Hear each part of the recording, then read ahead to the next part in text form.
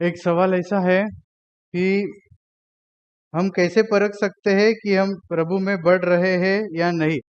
हम प्रभु में बढ़ रहे हैं या नहीं, यह हम कैसे परख सकते हैं, कौन सी बातों से परख सकते हैं। तो आप एक एक करके बोल सकते हैं कि ये इसके द्वारा हम परख सकते हैं कि हम प्रभु में बढ़ रहे हैं या नहीं, या उसके द्वारा हम परख सकते हैं प्रभु में बढ़ रहे नहीं। तो कौन सी बातों से हम परख सकते हैं हम प्रभु में बढ़ रहे हैं या नहीं। कौन सी बातों से परख सकते हैं हम प्रभु में बढ़ रहे हैं या नहीं। कुछ तो प्रमाण होगा। बाल बड़े हो जाते हैं, नहीं। फिर बॉडी बढ़ती जाती है, फिर कुछ प्रमाण तो होगा प्रभु में बढ़ रहे हैं या नहीं। अच्छा, विश्वास और क्या। अच्छा, वेरी गुड। अपने पापों से छोड़ते छोड़ते जाना, तो उससे हम समझ सकते हैं कि हम प्रभु में बढ़ रहे हैं। और काय प्रेम का। अच्छा, परमेश्वर के ऊपर प्रेम बढ़ रहा है, तो हम समझ सकते हैं कि अ, हम प्रभु में बढ़ रहे हैं। अच्छा, और अच्छा, उसके आज्ञा के अनुसार हम चल रहे हैं, तो उससे हम समझ सकते हैं कि हम प्रभु में बढ़ रहे हैं। अच्छा, और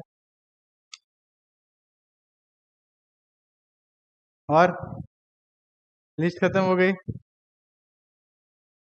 ठीक है, पहला वचन निकालो, आपको पढ़ने के लिए दिया था। कौन सा वचन पहला पढ़ने के लिए दिया था। 1 कुरिन्थियों अध्याय 2 वचन 9 पढ़ने के लिए आपको दिया था। 1 कुरिन्थ अध्याय 2 वचन 9 तुम्हाला वाचायला दिलेला।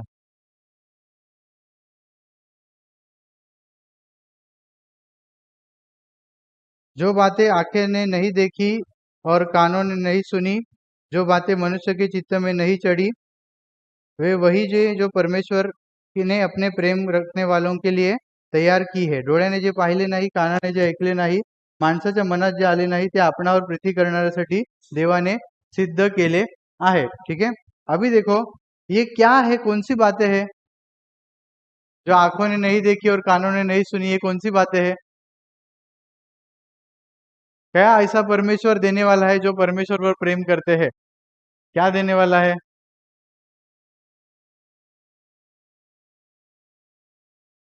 वो क्या तैयार करके रखा है ना, लिखा है।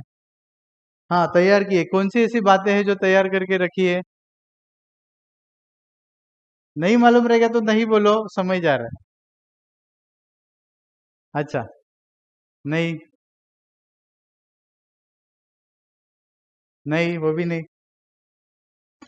बस किधर से भी काट के पढ़ाया जाता है ना इसको। इसको कैसे बाहर कैसे पढ़ाया जाता है इसको मालूम है। आपके कभी दिमाग में भी आया नहीं रहेगा, ऐसा प्रभु आपके लिए काम करेगा, वाह। अगर आप परमेश्वर और प्रेम करेंगे तो ऐसा इसको सिखाया जाता है। लेकिन इसका अर्थ ऐसा नहीं है।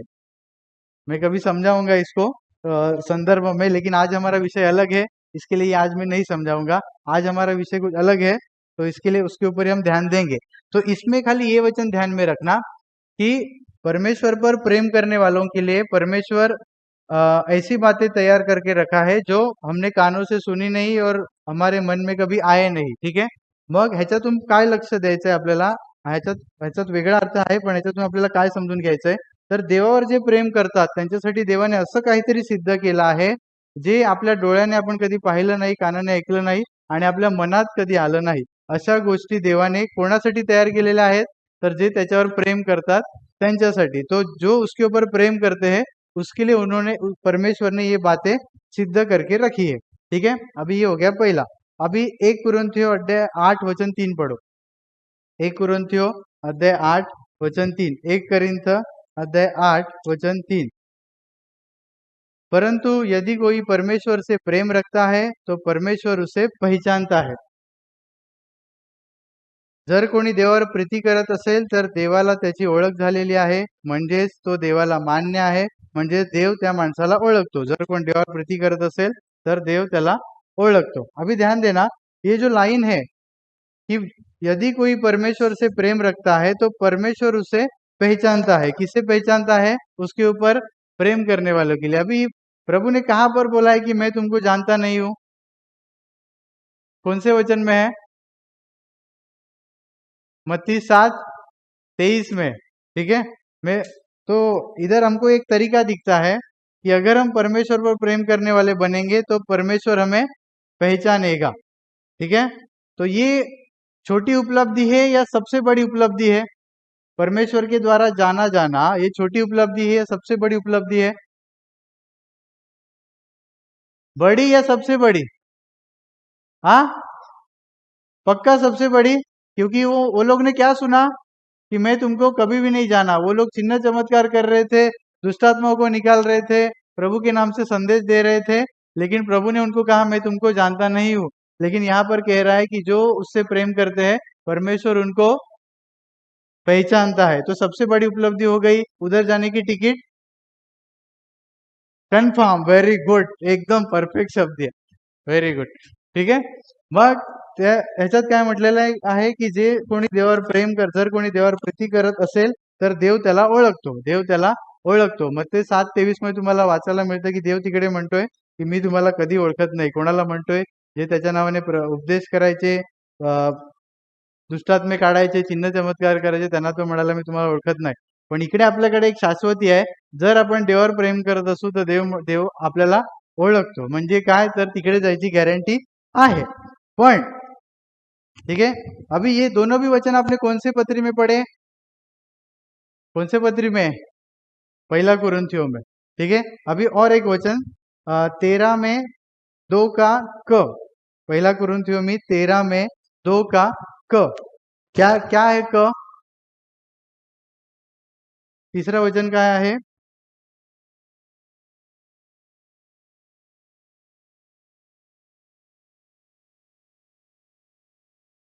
क क्या है? माझ्या ठाई प्रीती नसली तर मी काहीच नाही, परंतु प्रेम न रखूं तो मैं कुछ भी नहीं। ठीक है, अभी 13 में तीसरे वचन का ब देखो। 13 में तीसरे वचन का ब देखो, क्या है? यदि मैं प्रेम न रखूं तो मुझे कुछ भी लाभ नाही। माझ्या ठाई प्रीती नसली तर मला काही लाभ नाही। मिळालं ना? मिला? ब मिला कि नहीं? ब यानी दूसरा पार्ट वचन का, डायरेक्ट आगे जाके छाट के पढ़ने का उसको। अभी अभी यहां पर ध्यान दो। पहला कुरिन्थियों अध्याय 2 वचन 9 में लाभ के बारे में बात की गई है कि किसको लाभ होगा? तो जो परमेश्वर पर प्रेम रखते हैं उनको लाभ होगा। क्या लाभ होगा? तो जो बातें आंखों ने नहीं देखी, कानों ने नहीं सुनी, जो मन में नहीं आई, वो परमेश्वर ने तैयार की रखी है। किसके लिए? तो जो परमेश्वर पर प्रेम करते हैं उसके लिए। 1 कुरिन्थियों अध्याय 8 वचन 3 में आपने पढ़ा रहेगा कि परमेश्वर को पहचान हो जाती है, जो परमेश्वर से प्रेम रखता है वो उसको। कृपा करके यहाँ पर देखिए, जब वचन देखने के लिए बोलता हूँ तब नीचे देखा करें। मग इसमें आपको पढ़ने के लिए मिले, इसमें जो प्रेम करते रहने से मिलने वाला प्रतिफल, प्रेम करते रहने से मिलने वाला प्रतिफल, यहाँ पर केवल प्रेम करने की बात नहीं की गई है। 8वें अध्याय में वचन 3 में केवल प्रेम की बात नहीं है, तो प्रेम करते रहने से मिलने वाला प्रतिफल के बारे में। क्या प्रतिफल है? परमेश्वर उस आदमी को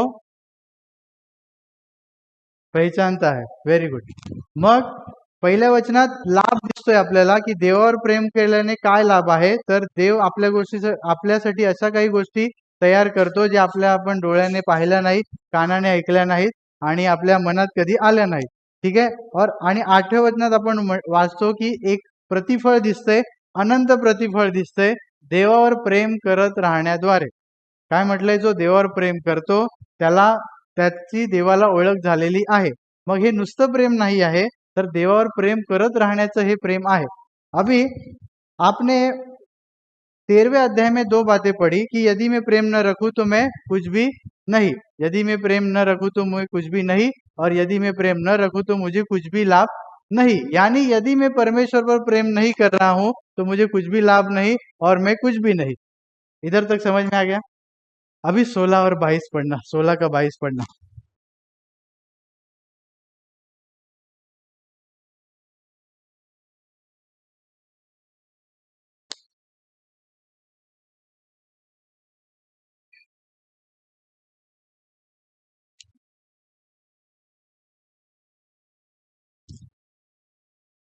पढ़ लिया? यदि कोई प्रभु से प्रेम न रखे तो वो श्रापित हो। जर कोणी प्रभू येशू ख्रिस्तावर प्रीती करत नसेल तर तो शापभ्रष्ट असो। अभी कितने लोग को ये वचन लगता है कि ये सही है?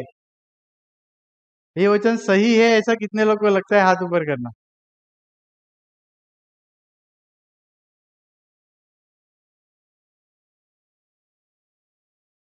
ठीक है, लेकिन मसीह में आने के बाद कोई श्रापित नहीं होता ना। सुना है आपने? सुना है कि नहीं? प्रचार माइक से अरे सुना रहेगा आप लोग ने। हाँ, यीशु मसीह में आने के बाद थोड़ी कोई श्राप आता है। तो या तो ये वचन सही है या तो ये वचन गलत है। अभी मैं विश्वास करता हूं कि ये वचन सही है, बाकी आप क्या जानते हो आपके ऊपर है। तो क्या दिखाई दे रहा है? यदि हम परमेश्वर से प्रेम रखते होंगे तो लाभ है दूसरे अध्याय में, बाद में अनंतकालीन लाभ है 8वें अध्याय में, बाद में कुछ भी लाभ नहीं 13वें अध्याय में, और 16वां में भी तो डायरेक्ट श्रापित हो जाना, यानी अनंतकालीन नुकसान। कनेक्शन समझ में आ गया? एक ही पत्री में एक ही पत्री में उसने चारों बातों को समझाया हुआ है। यदि आप प्रेम करने की शुरुआत करते हो तो आपके लिए परमेश्वर ने कुछ लाभ रखा है, और अगर आप प्रेम में निरंतर बने रहते हो तो क्या हो गया है? परमेश्वर अनंतकालीन लाभ जो है वो दे रहा है, और मैं तुम्हें पहचानता हूं, यानी अनंत जीवन की गारंटी। उसी पत्री में वो आगे कहता है कि यदि प्रेम नहीं रखते हो तो तुम्हें कुछ भी लाभ नहीं। और उसी पत्री में आगे वो कहता है कि यदि तुम प्रेम रखना छोड़ दोगे तो तुम्हारा अनंतकालीन नुकसान हो जाएगा।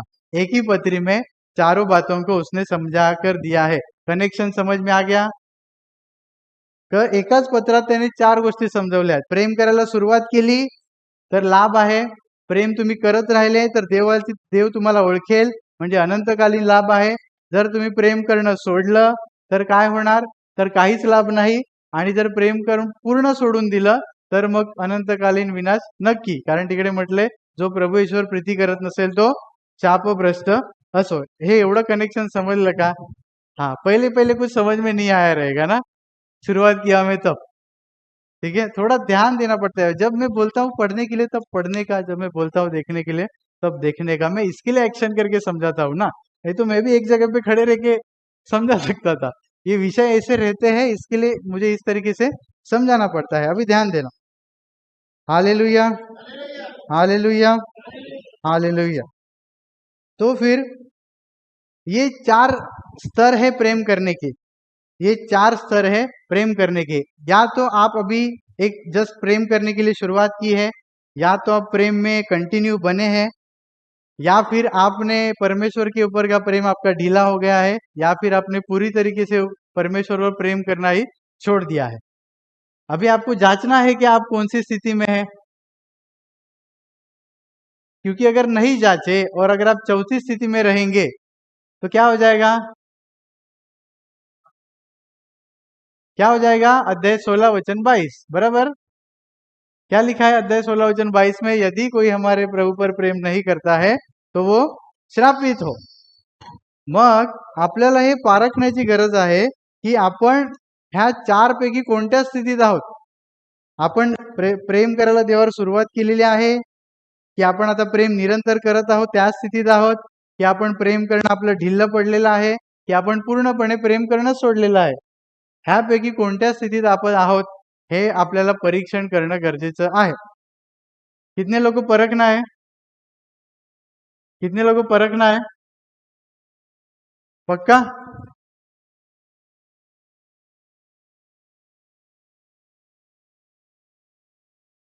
इसके लिए मैंने जो शुरुआत में आपको सवाल पूछा था ना, कि आप कैसे समझेंगे कि एक आदमी प्रभु में बढ़ रहा है, तो आपने कैसे अलग अलग कारण दिए कि ये आदमी प्रभु में बढ़ रहा है तो ये विश्वास में बढ़ेगा, प्रेम में बढ़ेगा, आज्ञा पालन में बढ़ेगा, तो उससे आप परख सकते हो। तो वैसा ही कुछ प्रमाण है जिसके द्वारा हम परख सकते हैं कि हम प्रेम करने की कौन सी स्थिति में है। परमेश्वर पर प्रेम करने की कौन सी स्थिति में हम है, ये हम कैसे परखेंगे? तो कुछ प्रमाण है। जैसे प्रभु में बढ़ रहे क्या नहीं ये देखने के कुछ प्रमाण है, वैसे हम इस 4 में से कौन सी स्थिति में है ये देखने के भी कुछ प्रमाण है। मग ज्याप्रमाणे देवावर आपण देवामध्ये वाढत आहोत की नाही, देवामध्ये आपण वाढत आहोत की नाही हे पारखण्याचे काही वेगवेगळे पर्याय आहेत। त्याचप्रमाणे देवावर आपलं कसं प्रेम आहे, पहिलं प्रेम आहे, त्याच्यानंतर निरंतरवालं प्रेम आहे, की थोडं थोडं वाला प्रेम आहे की सोडून दिलेलं प्रेम आहे, हे आपल्याला पारखायचं आहे. मग ते आपण कोणत्या गोष्टीने पारखणार, तर आता आपण शिकणार आहोत. आप किससे किससे परखेंगे प्रभु में प्रेम बढ़ रहा है या नहीं बढ़ रहा है? क्या आप परखते हो? यही पहला सवाल है ना, क्या आप परखते हो आपका प्रेम प्रभु के ऊपर बढ़ रहा है या घट रहा है? परखते हैं कि बस प्रभु पर हमारा प्रेम है। जैसे नहीं, अभी जाने तो नहीं बोलता हूँ। पति पत्नी का उदाहरण देने वाला था लेकिन नहीं बोलता। हाँ, नहीं नहीं ठीक है, नहीं टाइम जाएगा इसके लिए। बोलो, आप कैसे परखते हो प्रेम में? नहीं परखते हैं या नहीं परखते, वो बताओ। चलो, कितने लोग परखते हैं कि मेरा प्रेम प्रभु के ऊपर बढ़ा या नहीं बढ़ा? कोई है जो परखता है? अच्छा, वेरी गुड। हाँ, तो कैसे परखते हैं, ये मेरा सवाल है अगला। हाँ हाँ, वेरी गुड। प्रार्थना करने का दिल बढ़ना, बराबर, उपस्थिति में रहने का दिल, और देवाची स्तुती आराधना कोणी करतं? अच्छा, आज्ञा पालनात वाटतोय की नाही, ओके ठीक है। अभी मैं कुछ ऐसी बातें रखूंगा जो थोड़ी सी साधारण है लेकिन कुछ आपको चुभेगी, लेकिन ये चुभना इसलिए जरूरी है ताकि आपका इलाज हो। ठीक है, ध्यान देना, कृपया सोना नहीं, नहीं तो आपको मालूम भी नहीं पड़ेगा आप 16-22 की स्थिति में कब चले गए। आप चाहते हैं 16-22 की स्थिति में आना तो कोई बात नहीं, लेकिन अगर आप नहीं चाहते हो तो कृपया सोना नहीं। पहला है, मैंने जैसे बताया कि मैं कुछ साधारण सी बातें बताऊंगा जो आपको मालूम है, और कुछ ऐसी बातें बताऊंगा जो आपको कभी भी आप सोच भी नहीं सकते कि ऐसा भी होता है। ठीक है, पहली बात है, हम परमेश्वर के प्रति जो हमारा समय देना है, प्रार्थना में समय देना हो या बाइबल पढ़ने में समय देना हो, यह दिन ब दिन बढ़ते जा रहा है या नहीं बढ़ते जा रहा है, या उतना ही है, उससे आप परख सकते हो। आज कितने सारे मसीह जो है वो आधे घंटे की प्रार्थना, 10 साल पहले भी आधे घंटे की प्रार्थना करते थे, आज भी आधे घंटे की प्रार्थना से ही संतुष्ट है। तो उससे हम परख सकते हैं कि हमारा परमेश्वर व प्रेम बढ़ रहा है या नहीं बढ़ रहा है। हम परमेश्वर को जो समय देते हैं उसमें से हमको समझ में आ सकता है। हम अगर पहले ही प्रेम में है, आधा घंटा ही चल रहा है, ठीक है, बाद में बीच वाला प्रेम जो बढ़ते ही जा रहा है, और तीसरा प्रेम है तो उल्टा कम होते जा रहा है, और चौथा यानी पूरा का पूरा खत्म हो गया, यानी समय देने का स्थिति वैसा ही है हमारा प्रभु को, या फिर बढ़ते जा रहा है समय, या फिर कम होते जा रहा है समय, या फिर खत्म ही कर दिया प्रार्थनामय जीवन को, या फिर परमेश्वर को समय देणे के विषय में। मग देवाला आपण जो वेळ देतो तो वाढत जात आहे का, ह्याच्यातून आपण पारखू शकतो हे। देवाला आपण जो वेळ देतो प्रार्थना करण्यात किंवा देवाची वचनं वाचण्यात, त्याच्यातून आपण पारखू शकतो। तेवढाच वेळ आपण देत आहोत तर आपण अजून पहिल्या स्थितीत आहोत। जर वाढत आहे तर दुसऱ्या स्थितीत आहे, देव आपल्याला ओळखतो। तिसरी स्थिती आहे हळूहळू कमी होत चाललेला आहे, आणि चौथी स्थिती आहे पूर्णपणे खतम। कधी प्रार्थना केली कधी नाही केली, काय फरक नाही। सोना नहीं कृपया। दूसरा, परमेश्वर के संगति में रहने का, अ, संगति में रहने का, यानी आप यहाँ पर आते हो, बराबर है, यहाँ पर आने के लिए आपको, जब आप पहले समझो आते थे 11 बजे, क्या आपके मन में ऐसा आया कि अब से मैं 10 बजे जाऊं? ये आप बात तय करेगी कि आपको परमेश्वर की संगति में रहने का कितना प्रेम बढ़ा है। ठीक है, या फिर आपको लगा मैं 9 बजे ही जाऊं, या फिर आपको लगा 11 बजे नहीं, ठीक है, एक प्रवचन चला जाएगा, 12 बजे जाते हैं, तो आप कौन सी स्थिति में है? तीसरा वाला। पहला स्थिति है 11 बजे आते थे, 11 बजे ही आएंगे। दूसरी स्थिति है नहीं, 11 बजे आते थे, अब 10 बजे आएंगे या 9 बजे आएंगे। तीसरी स्थिति है 11 नहीं, 12 बजे आएंगे आराम से। और चौथी स्थिति है कभी समय मिला तो जाएंगे, नहीं तो चल जाता। समझ गया आपको कैसे परखना है? अभी आगे देखो। मग आ, हाँ ठीक है, अभी इसको मैं कंबाइन करता हूँ, थोड़ा समय मिलेगा मुझे। सेवा करने की इच्छा, परमेश्वर की सेवा करने की इच्छा, ठीक है, परमेश्वर की सेवा करने की इच्छा। तो जब आप प्रार्थना में आते थे तो वैसे ही आप आना है जाना है इसी स्थिति में है, या आप में सेवा करने की इच्छा निर्माण हो गई, इस स्थिति में आप आए, या फिर जैसे स्थिति में है उसमें भी और ढीले पड़ गए? और या फिर आप पूरी तरीके से कुछ भी विचार नहीं है सेवा के और कुछ भी नहीं, बस ऐसा हो गया है क्या? ये देखिए, मतलब आपने सेवा करने का विचार तो है लेकिन कुछ नहीं, बस इसमें ही है। कुछ लोग के मन में विचार रहता है कि मैं आकर यहाँ पर फिर सेवा करूँ क्या, लेकिन खाली विचार है मन में बस। लेकिन दूसरा अगर पड़ाव है तो वो सेवा करने के लिए आगे बढ़ेगा, प्रोत्साहित होगा। तीसरी स्थिति है नहीं, बस चलने दो जैसे चलना है। और चौथी स्थिति क्या है?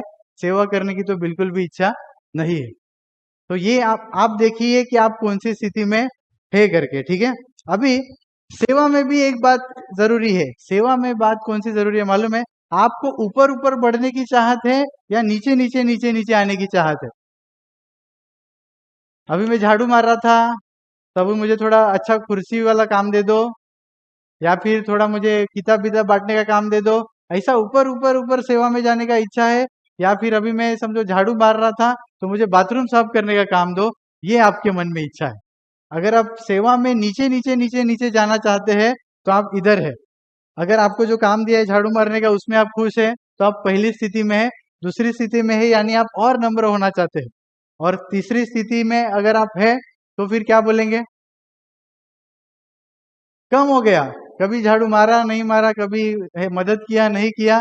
और चौथा है नहीं, बस बस अभी मैं तो आते जाता हूँ प्रार्थना में, बस मुझे नहीं जमता है हर बार सेवा करना। ये ऐसी स्थिति आपकी हो गई।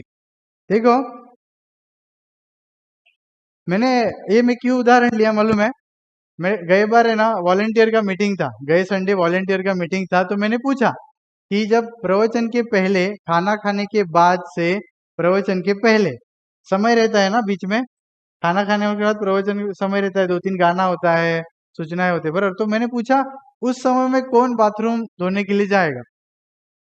तो ब्रदर साइड में केवल एक ही जन ने हाथ उठाया, और लेडीज स्त्री सिस्टर साइड में किसी ने भी हाथ नहीं उठाया। तो ये हमारा माहौल है। सोचो, प्रेम बढ़ रहा है कि कम हो रहा है?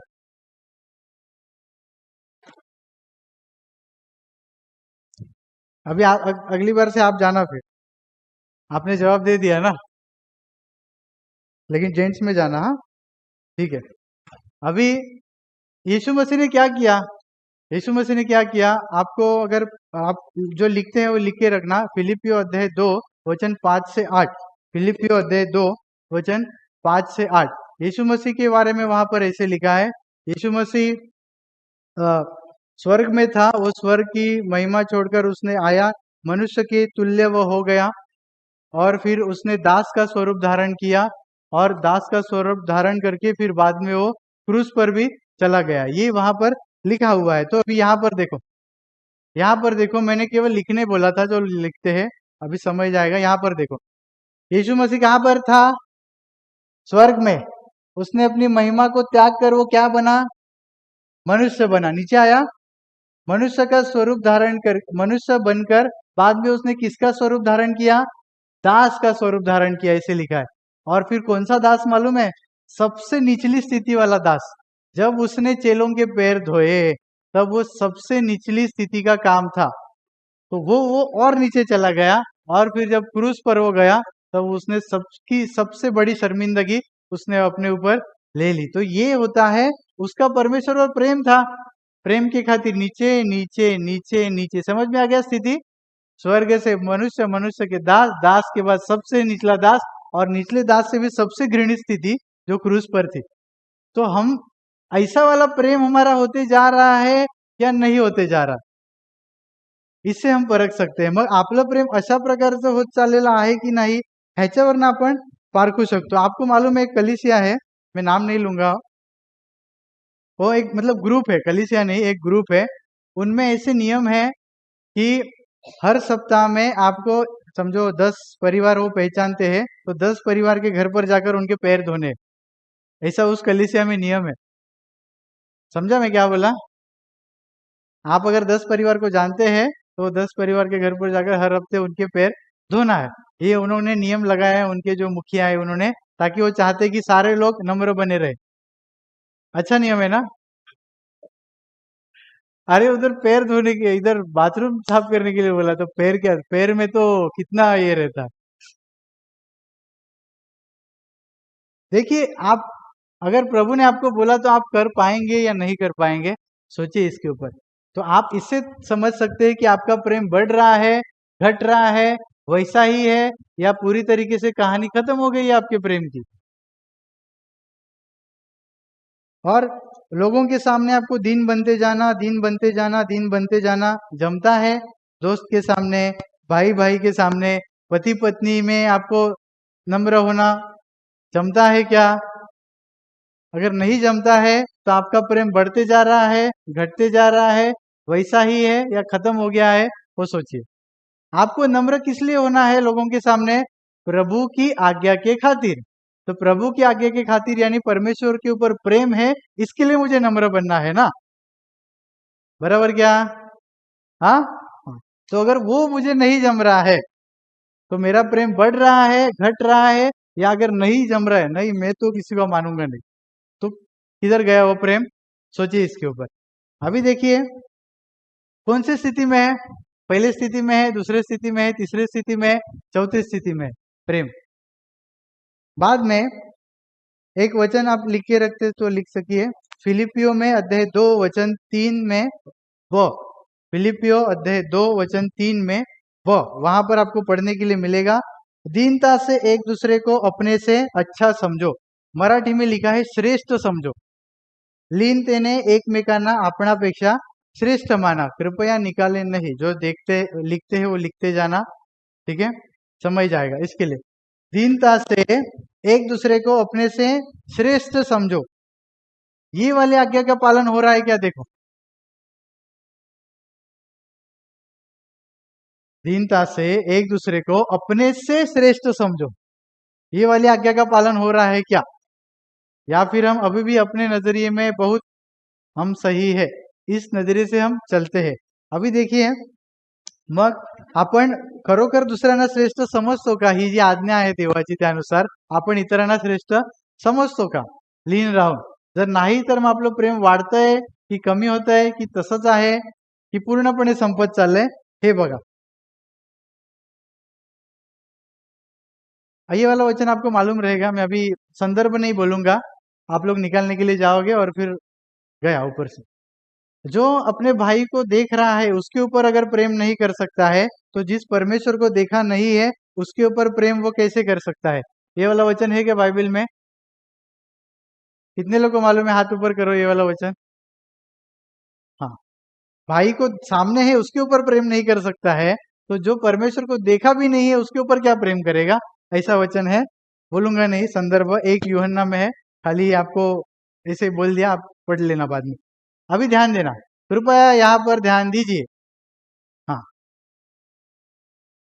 आपका पति आपके सामने है, आपकी पत्नी आपके सामने है, आपका भाई आपके सामने है, आपका बेटा आपके सामने, आपकी माँ आपके सामने है, या फिर आपके पिताजी आपके सामने, उनसे अगर प्रेम नहीं आप कर पा रहे हो तो आप कभी भी नहीं कह सकते कि आप परमेश्वर पर प्रेम कर रहे हो। अभी यहाँ पर प्रेम की बात है क्या?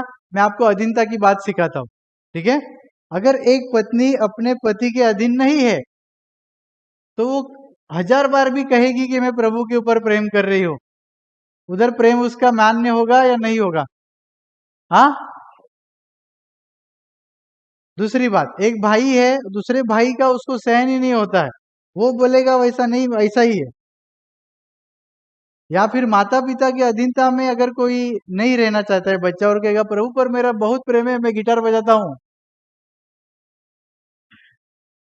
प्रेम है?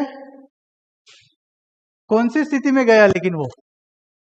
पहली स्थिति में है, वो समझो एक पत्नी है, वो पति के अधीन नहीं है, उसको प्रभु के अधीन में रहूंगी लेकिन तुम्हारे अधीन नहीं रहूंगी। हाँ, वो कौन सी स्थिति में है? पहली, दूसरी, तीसरी या चौथी स्थिति में है? कौन सी? 1 2 3 4, 4, हाँ। मग और जो अभी बच्चा है समझो, वो माता पिता के अधीन नहीं रहना चाहता है, वो कौन सी स्थिति में है? देख लीजिए। या फिर एक भाई भाई में वो एक दूसरे को अगर वो अपने से बड़ा नहीं समझ पा रहा है, तो फिर वो कौन सी स्थिति में है? वो देखिए, ठीक है? अभी एक वचन निकालना, रोमियो अध्याय 14 वचन 3, रोमियो अध्याय 14 वचन 3।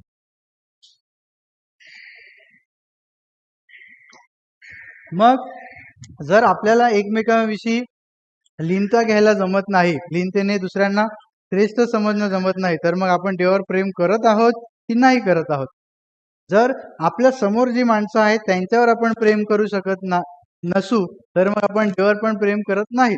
1 योहान अध्याय 4:20 मध्ये ते म्हटलेलं आहे की जर तुम्ही डोळ्यासमोर असलेल्या भावावर प्रेम करत नसाल, मग इकडे भाऊ नाही आला, सगळे आले, डोळ्यांसमोर असलेल्या माणसावर जर प्रेम करू शकत नसू आपण, तर देवावर पण आपलं प्रेम नाहीच आहे. अभी 6वां वचन देखो, क्या लिखा है? खाना पीना, खाने के विषय में लिखा है ना, खाने वाला न खाने वाले को, नहीं खाने वाला खाने वाले को, खाणाऱ्याने न खाणाऱ्याने ऐसे लिखा है ना। ठीक है, अभी देखो, आप इतना सीरियस हो गए हो ना, इसके लिए बाद में आपको थोड़ा देखेंगे। अभी केवल खाने पीने के विषय में तुच्छ शब्द लिखा है, तुच्छ शब्द लिहिला है ना। हाँ, मराठी मध्ये पण तुच्छ शब्द है। ठीक है, अभी तुच्छ समझना यानी क्या, देखो यहाँ पर कह रहा है कि खाने वाला न खा क्या, अभी यहाँ पर ध्यान दो, इकडे बघा क्या हो रहा था वहां पर, जो साग पात क्या बोलते हो, सब्जी सब्जी जो लोग खाते थे ना, तो जो मटन या ऐसा मांस खाते थे, वो लोग इनके ऊपर ये करते जा रहे, तुमको ऐसा क्या है, मांस भी खाओ चलता है, ठीक है। और ये लोग बोलते थे नहीं, हम लोग खाली सब्जी ही खाएंगे। ऐसा वहां पर क्या हो रहा था, तो ये इनको तुच्छ समझ रहे थे, ये इनको तुच्छ समझ रहे थे। अभी भी संसार में वैसे होता है, आपको मालूम होगा, ठीक है। अभी देखो, लेकिन यहाँ पर केवल खाने पीने के विषय में तुच्छ समझने की बात नहीं की है। अभी मैं अगर आपको बोलूंगा कि आपके जीवन में किसी को तुच्छ समझने का स्वभाव है या नहीं, आप कोई भी हाथ नहीं ऊपर उठाओगे। अगर मैं आपको पूछूंगा कि आपके जीवन में सामने वाले व्यक्ति को या किसी को भी तुच्छ समझे जाने का पाप है क्या, ऐसा मैं अगर आपको पूछूंगा, तो आप हाथ ऊपर नहीं उठाओगे, मुझे मालूम है। क्योंकि किसी भी आदमी को नहीं लगता है कि मैं दूसरे को तुच्छ समझता हूँ, लेकिन वो जाने अनजाने में कितने तरीके से सामने वाले को तुच्छ समझता है। हम भी, हम यहाँ की बात हो रही है। तो देखिए, आप घर में हो, मैं प्रार्थना करता हूँ, ये नहीं प्रार्थना करता है, मैं इतना समय प्रार्थना करता हूँ, ये इतना समय ही करते हैं। ये क्या है, ये क्या है, क्या है ये, क्या है? मेरा काम एकदम मैं सही समय पर करने वाला आदमी हूँ, ये ना इसको कुछ काम बराबर समय पे कभी कर ही नहीं पाता। ये क्या है, ये किधर होता है, काम की जगह पर, ठीक है। यहां तक कि आप प्रार्थना में आते हो ना, यहां पर भी ये हो रहा है। अभी मैं समझाता हूँ, देखो आपको, ये इसको आग बंद करने के लिए समझता नहीं है, प्रार्थना चालू है, मैं इधर आग बंद किया, हुई आग, ये इतना गाना चालू है, हम लोग तालियां बजा रहे हैं, इसको ताली नहीं बजा रहे, ये क्या है?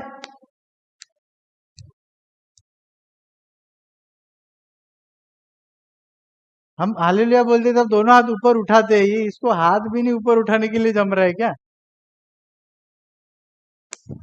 ये क्या है? लगता है आपको आजू बाजू में देखकर ऐसा? नींद लेता है यार, प्रवचन चालू है, नींद लेता है, इसको समझता नहीं है।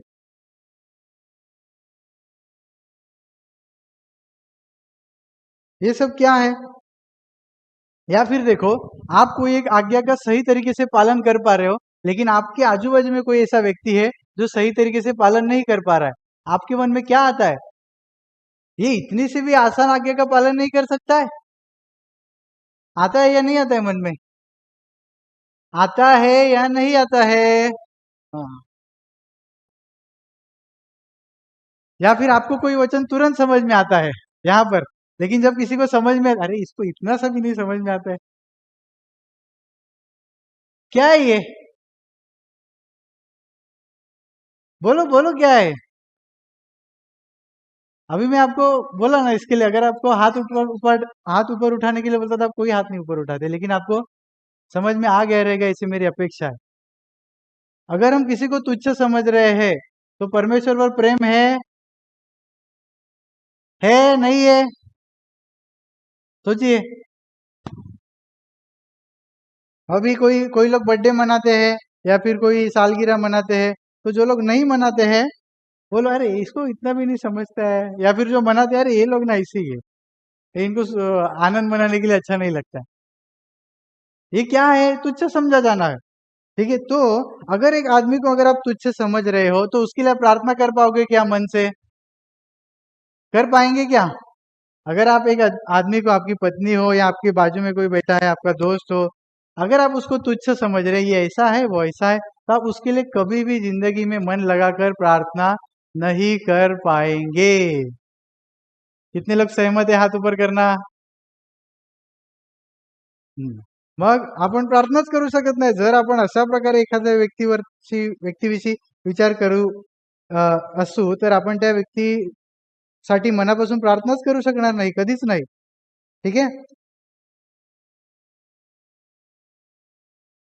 दूसरी आज्ञा तोड़ी जा रही है ना. प्रभु कहता है जैसा तुम खुद पर प्रेम करते हो, वैसा तुम वैसा तुम दूसरों के ऊपर भी प्रेम करो. तो दूसरी आज्ञा तोड़ी जा रही है, तो दूसरी आज्ञा तोड़ी जा रही है, तो प्रभु पर भी प्रेम नहीं है. बार बार बार बार बार बार बार बार बार बार ये आज्ञा तोड़ी जाती है. तो बार बार प्रभु पर प्रेम है या नहीं, यह सिद्ध हो जाता है. हम दिखा देते हैं प्रभु पर प्रेम है या नहीं है. अभी सोचिए आप कहाँ पर है. इधर है पहली स्थिति में, प्रेम अभी शुरुआत है, प्रेम बढ़ते जाने की स्थिति में है, या फिर आपका प्रेम घटते जाने की स्थिति में है, या फिर आपका प्रेम पूरी तरीके से खत्म हो गया है परमेश्वर के ऊपर का. अभी और एक ऐसा विषय है जिस पर हम बहुत कम बात करते हैं, हम यानी मैं भी, और यहाँ पर भी हम बहुत कम बात करते हैं, लेकिन ये आज के विषय से जुड़ा हुआ है. इसके लिए मैं तय किया की मैं ये विषय सामने आपके रखूंगा. मग काय विषय आहे माहितीये का, जो आम्ही नेहमी घेत नाही हा विषय, म्हणजे खूप कमी घेतो. क्या विषय है मालूम है? दान करने के विषय में. तो बोले अब दान करने के विषय में ये कैसा जुड़ गया इधर? देखो, आपका दान बढ़ते जा रहा है, या फिर जितना आप देते थे 1 साल 10 साल पहले उतना ही है, या फिर कम होते जा रहा है. इससे भी आप परख सकते हैं कि आपका परमेश्वर के ऊपर प्रेम बढ़ रहा है, उतना ही है, घट रहा है, या पूरी तरीके से खत्म हो गया है. सहमत है आप लोग? पक्का? मग आपण जे देवाला देतो, जे काही दान आपण देतो, त्याच्यातून आपण परखू शकतो की देवावर आपलं प्रेम वाढत आहे, तेवढंच आहे, की कमी होत आहे, की संपलेलं आहे. जर आपलं दान वाढत आहे तर याचा अर्थ आपलं प्रेम वाढत आहे. जर नाही वाढत आहे तर मग स्थिर आहे, आणि जर कमी होत आहे तर प्रेम पण देवावरचं कमी होत आहे, हे आपण पारखू शकतो. अभी देखो, ये मैं मेरे लिए नहीं बोल रहा हूँ. ठीक है, ये मैं पौलुस का एक वचन है उसके हिसाब से मैं बोल रहा हूँ. पौलुस ने एक अध्याय 4 फिलिपियो में अध्याय 4 वचन 17 देखो. फिलिपियो अध्याय 4 वचन 17. फिलिपियो के रास अध्याय 4 वचन 17. पौलुस ने जो उधर लाइन बोला है ना, वो वही लाइन में यहाँ पर बोल रहा हूं. कोई तो एक जोर से पढ़ो. कौन पढ़ेगा?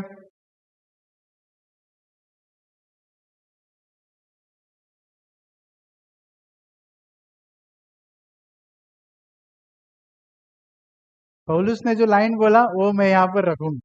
मतलब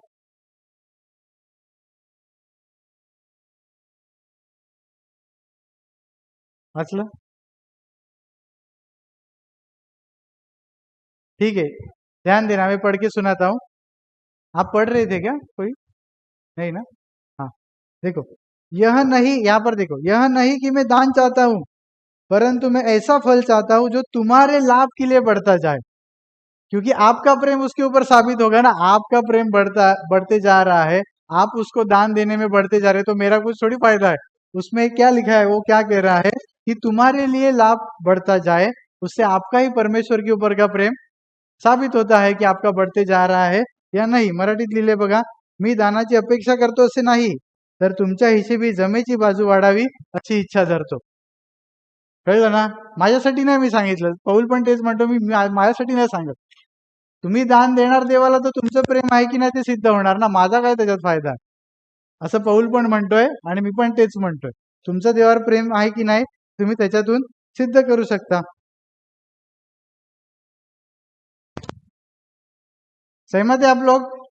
हाँ, ठीक है. अभी 8वां पॉइंट देखो, जिससे हम हर रोज जूझते हैं. 8वें पॉइंट से हम हर रोज जूझते हैं. कौन सा पॉइंट है मालूम है? अपनी मर्जी को पूरा करना या प्रभु की मर्जी को पूरा करना. अब हर दिन के जीवन में अपनी मर्जी को पूरा करना या प्रभु की मर्जी को पूरा करना, यही दिन भर चलता है. यही युद्ध चलता है की नाही दिन भर, की नाही? आपली मर्जी पूर्ण करायची की देवाची मर्जी पूर्ण करायची, हे दिवसभर युद्ध चालू असते. बराबर है. हाँ, तो आप ये देखिएगा, इकडे बघा, बाइबल में मत देखो, यहाँ पर देखो.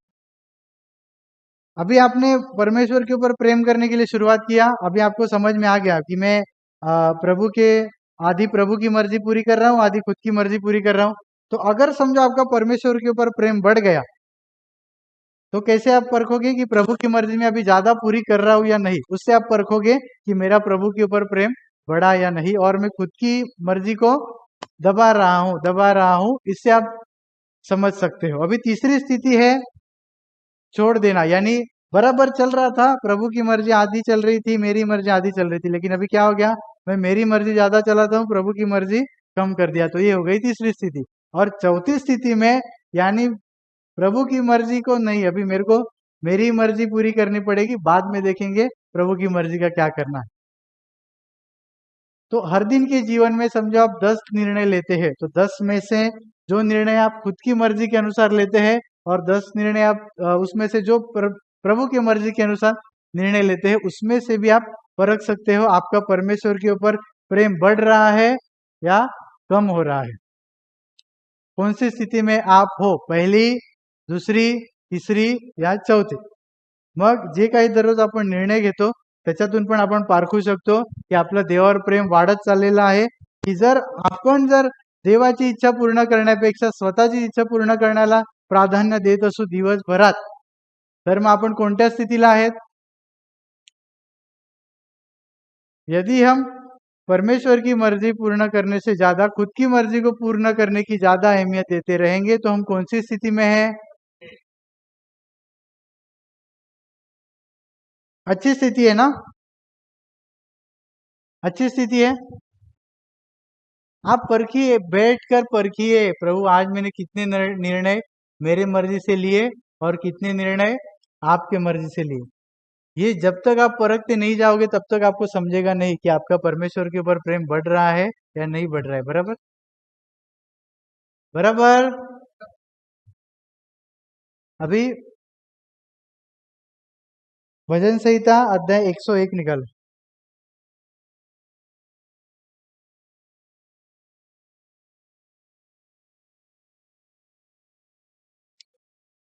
मैं एक्चुअली पूरा अध्याय समझाने वाला था, लेकिन अभी समय नहीं है, तो मैं चौथे वचन तक समजाऊंगा. स्तोत्र संहिता अध्याय 101 काढा आणि 101 मध्ये पहिल्या वचनापासून चौथं वचन पर्यंत वाचा. मी ऍक्च्युली पूर्ण अध्याय समजावणार होतो, पण वेळ नाही आहे. बघूया कधी मला वेळ मिळतो.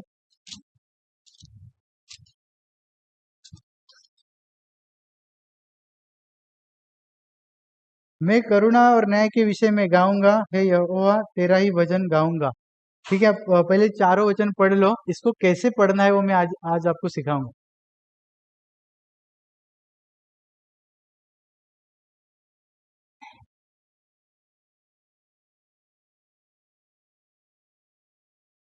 एक ते चार वचन वाचा, छोटे छोटे आहेत, जरा पटापट वाचा.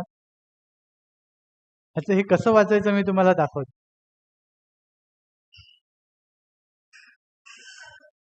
धार्मिक जीवन बिताने का संकल्प ऊपर की हेडिंग में लिखा होगा. नीतीने वागण्याची प्रतिज्ञा. मैं इसको कैसे पढ़ना है वो समजाता हूँ. देखो, मराठीमध्ये सांगतो बघा. जे दुसऱ्या वचनामध्ये वाक्य आहे ना, तू माझ्याजवळ केव्हा येशील. दावीद राजा देवाला म्हणतो, तू माझ्याजवळ केव्हा येशील. बघा, दया व न्याय ह्याविषयी मी गाईन, प्रभू तू माझ्याजवळ केव्हा येशील. हे परमेश्वरा, मी तुझी स्तोत्रे गाईन, तू माझ्याजवळ केव्हा येशील. मी सुज्ञतेने व सरळ मार्गाने चालेन. प्रभू तू माझ्याजवळ केव्हा येशील? प्रभू मी आपल्या घरी सरळ अंतकरणाने वागेन. प्रभू तू माझ्याजवळ केव्हा येशील? मी अनुचित गोष्ट आपल्या नेत्रांसमोर येऊ देणार नाही. प्रभू तू माझ्याजवळ केव्हा येशील? अनाचाराचा मी तिरस्कार करतो. प्रभू तू माझ्याजवळ केव्हा येशील? प्रभू अनाचार मला बिलगणार नाही. प्रभू तू माझ्याजवळ केव्हा येशील? हृदयाची कुटिलता मला सोडून जाईल. प्रभू मी ती सोडून देईन. प्रभू तू माझ्याजवळ केव्हा येशील? मी वाईट गोष्टींशी परिचय ठेवणार नहीं. प्रभु तू माझ्याजवळ केव्हा येशील? हिंदी में पढ़ता हूँ, देखो कैसे इसको पढ़ना है। दूसरे लाइन में आपको, दूसरे वचन में आपके पास रहेगा, देखो तू मेरे पास कब आएगा, लिखा है दूसरे वचन में, तू मेरे पास कब आएगा। दाऊद राजा प्रभु की उपस्थिति से इतना उसकी चाहत बढ़ गई है, वो कह रहा है प्रभु तू मेरे पास कब आएगा। अभी वो कैसे कह रहा है, देखो मैं करुणा और न्याय के विषय में गाऊंगा, प्रभु तू मेरे पास कब आएगा। हे यहोवा मैं तेरा ही भजन गाऊंगा, तू मेरे पास कब आएगा। मैं बुद्धिमानी से खरे मार्ग पर चलूंगा, प्रभु तू मेरे पास कब आएगा। मैं अपने घर में मन की खराई के साथ चलूंगा, प्रभु तू मेरे पास कब आएगा। मैं किसी ओछे काम पर चित्त न लगाऊंगा, प्रभु तू मेरे पास कब आएगा।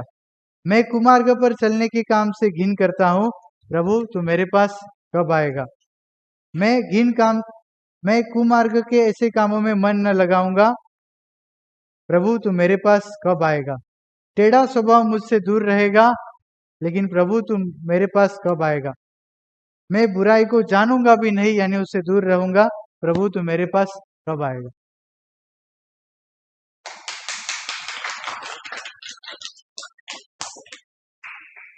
अगर आपका दिल प्रभु से जुड़ा हुआ है तो मुझे इसमें क्या समझाना है वो आप समझ गए रहेंगे।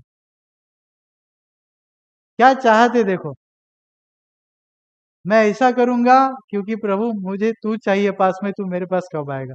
मैं इस तरीके से अच्छा जीवन बिताऊंगा, लेकिन प्रभु तू मेरे पास कब आएगा। मैं इस चीजों से भी दूर रहूंगा, लेकिन मेरी चाहत है प्रभु तू मेरे पास कब आएगा। काय त्याच्यामध्ये देवासाठी तो भुकेला आहे, त्याच्यासाठी त्याने प्रतिज्ञा केलेली आहे। प्रभु मुझे ये मिल जाए, इसके लिए मैं आपके पास मांग रहा हूं नहीं, या वो मिल जाए इसके लिए नहीं।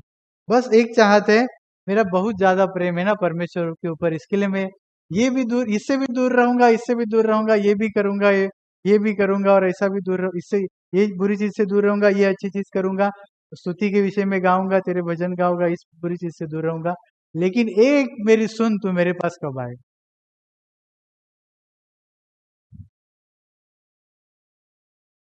क्या हमारा भी नजरिया इस तरीके से है पापों से दूर रहने के प्रति, या फिर हम सजा मेरे ऊपर आएगी इस यह सोचकर पापों से दूर रहते हैं।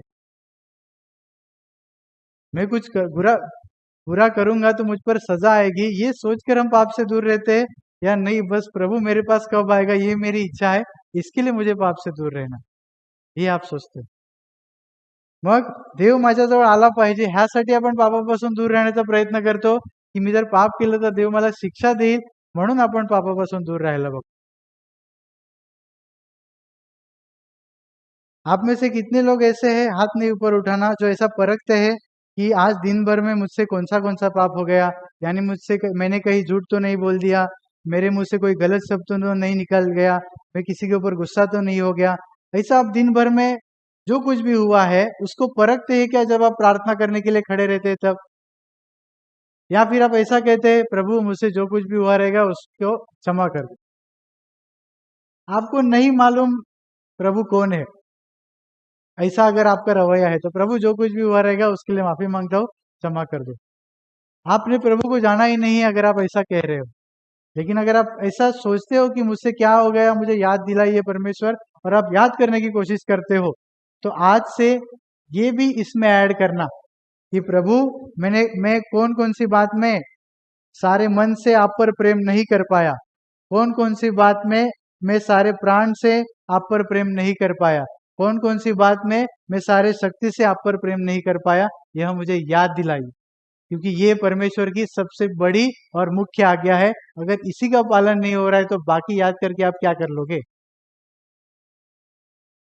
मग हे जर आपण आपल्या दररोजच्या दिवसात आठवत नसू की कोणकोणत्या बाबतीत मी देवावर प्रेम करण्यासाठी कमी पडलो, कोणकोणत्या बाबतीत मी देवावर पूर्ण मनाने प्रेम करण्यासाठी कमी पडलो, कोणकोणत्या बाबतीत मी देवावरती पूर्ण शक्तीने प्रेम करण्यासाठी कमी पडलो, हे जर आपण पारखत नसू तर मग काहीच अर्थ नाही राहणार आपल्या प्रार्थनेला पण.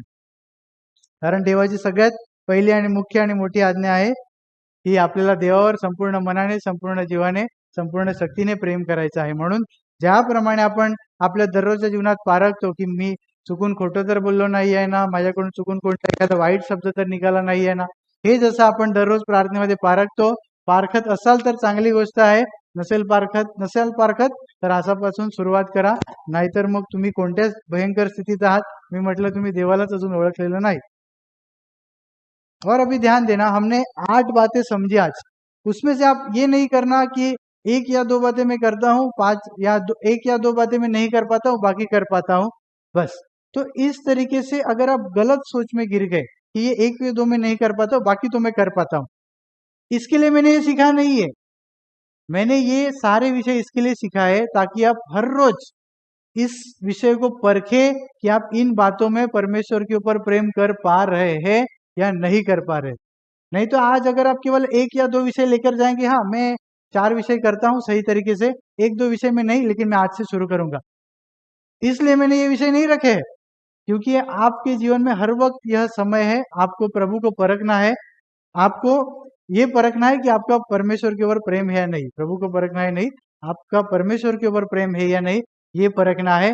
प्रेम जैसा का वैसा है, वैसा ही है, प्रेम बढ़ते जा रहा है या फिर प्रेम घटते जा रहा है, या फिर प्रेम पूरी तरीके से खत्म होते जा रहा है. यह आप हर दिन के जीवन में इन विषयों से परखेंगे नहीं तो आप चौथी स्थिति में कब चले जाएंगे आपको मालूम भी नहीं पड़ेगा. और फिर उस दिन आपको सुनने के लिए मिलेगा, मैंने तुमको कभी भी नहीं जाना. आप सोच सकते हैं श्रापित हो, ये कोई मामूली बात है. जो कोई प्रभु पर प्रेम नहीं करता है वो श्रापित हो, ये कोई मामूली बात है. मामूली बात है या नहीं है? तो यह इसके लिए विषय को हमें इतनी गंभीरता से समझ लेना जरूरी है. और अगर नहीं परखेंगे तो मैं क्या बोल सकता हूँ. आप प्रार्थना में भी आते रहोगे, प्रार्थना भी हर दिन करते रहोगे, बाइबल भी हर दिन पढ़ते रहोगे, लेकिन आपको मालूम भी नहीं पड़ेगा कि आप चौथी स्थिति में गए हो. Hallelujah, hallelujah. आज का यह वचन सुनने के बाद भी अगर आपको यह महसूस नहीं हुआ है कि मुझे मेरा प्रेम जो परमेश्वर के ऊपर है वो परखने की जरूरत है, यह अगर आपको मन में नहीं चुभा है तो मैं आपको गॅरंटी देकर बताना चाहता हूं आप चौथी स्थिती में है. जर आजचं वचन ऐकल्यानंतर पण जर तुम्हाला तुमचं देवावरचं प्रेम पारखण्याविषयी चिंता नसेल आणि पारखण्याविषयी तुम्ही गंभीर नसाल देवावरचं प्रेम, तर तुम्ही चौथ्या स्थितीत आहात. जो कोणी प्रभू ईश्वर प्रीती करत नाही तो शापभ्रष्ट असो आणि श्रापित असो, असं तिकडे त्याला म्हणायचं आहे. मैं आशा करता हूँ आपको समझ में आया रहेगा और आप परखेंगे हर दिन. कितने लोगों को आज कुछ समझ में आया? ठीक है. आज का विषय सीखना आपके लिए जरूरी था, ऐसा आप कितने लोग को लगता है? ठीक. यही बात मायने रखती है मेरे लिए. खड़े रहेंगे प्रार्थना के लिए.